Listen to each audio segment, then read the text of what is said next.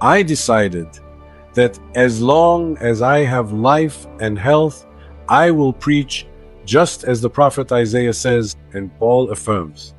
I was found by those who were not looking for me. So that's where I'm going. To those people, they understand it like this. A guy shows up as an atheist. I explain a little. Wow, he says, if I had known this was it, I would have been into this all along. Now where do I go from here? That's the problem. You're gonna have to live this within yourself and learning the gospel. And then teach it to your wife, to your children, to your friends and others. Because if you fall into the institutional box, you're going to end up in a garbage shredder.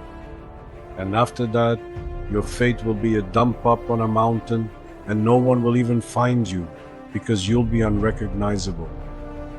So it's hard, my friend, to keep hope when it comes to what has been called the evangelical church, because it actually denies the very name it carries.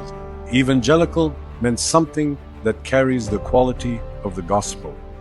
So, do not lose the quality of the gospel. Fight to maintain the essence of the gospel of Jesus within you. Then the gospel turned into evangelical, and the evangelicals became anti-gospel. So much so that Jesus wouldn't have a place in practically any evangelical church. There's no DNA of Christ in Christianity. Is it because the church stopped reforming when reform is meant to be ongoing? When did it ever reform? Since the Reformation. Only reforms backwards. It's not going to reform forward. Besides, it's a sin to want to reform, because Jesus says no one reforms. Whoever wants to serve me should know that no one puts a patch, a new one, on old garment. That's reform. No one puts new wine into old wineskin. Luther was well-intentioned, but he only managed to put Catholicism on a diet. He slimmed it down, but everything stayed the same. The pastors are the same as the priests. The councils decide the same dogmas.